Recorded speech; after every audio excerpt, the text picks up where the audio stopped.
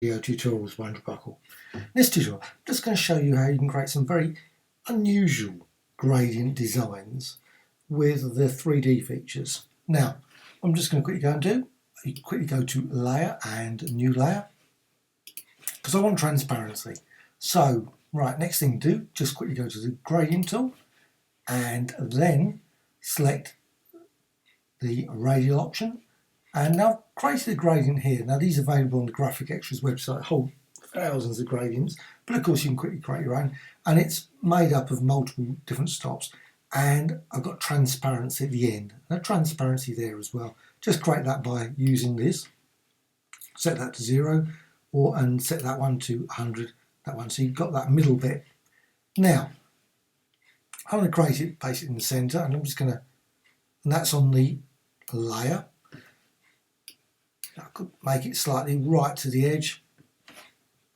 Just do that again, just slightly. Sometimes it's nope, gone too far that time. Probably was best set first time. So just going to do it about there. And of course you can work on it just to get it exactly as the way you want it. First thing, just going to remove that. So now I've got this gradient and I'm going to go to the 3D feature and new tiled painting from layer. Select that. Now what you get is this weird 3x3, and what you can then do is you can rotate it. But I'm actually going to first, before I do that, I'm just going to go to layer and duplicate layer and create multiple layers. Now click OK. It's odd. I don't understand it, never understood it, why suddenly this happens. It's just a weird feature of Photoshop, and it does it a few times when you do this with 3D. You just go over here to Environment and Properties and just set the IBL again back on. Maybe it's a sort of 3D thing, I just don't understand it. Anyway, both layers now can be seen again instead of being black. Why would you want that? Anyway, now what you can do, of course, you can move them independently. So you've got that design there, so you can actually just quickly move that around, move that up there, maybe go that way, to create a sort of very odd three-dimensional combination, sort of pattern, but in three-dimensional going off at different angles. And of course you can go that one as well. Select the right one and then rotate that as well, and you can of course rotate it, you can resize it as well, don't have to keep it the same size.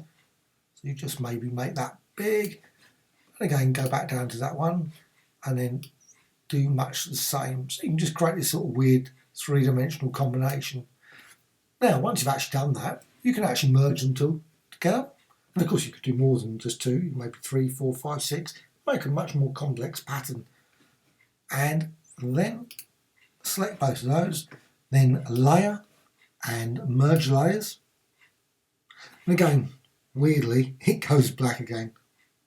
Right, then straight back to environment and put the lighting back on, the IBL back on again. And there you've got it, a nice sort of unusual three-dimensional pattern design.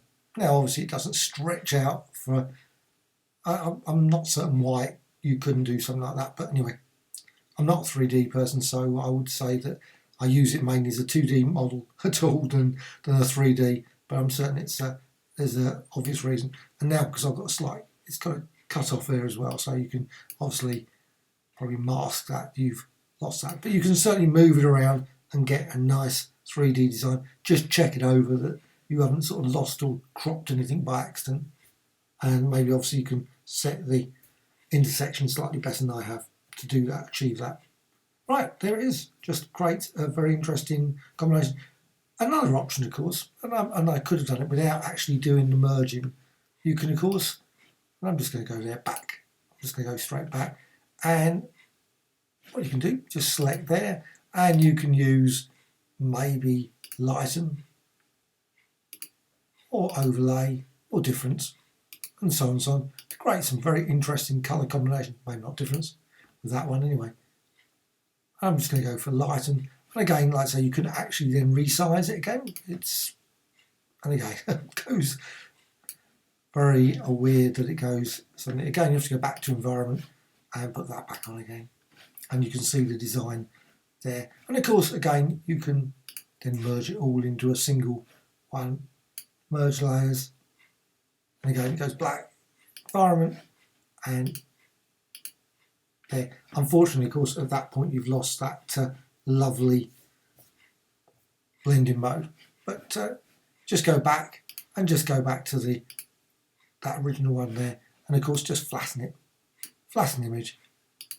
Okay, and then you've still, of course, got the light at that point. You just lost the ability to use the 3D moving around in the merge. Hope you found this of interest. Thank you much.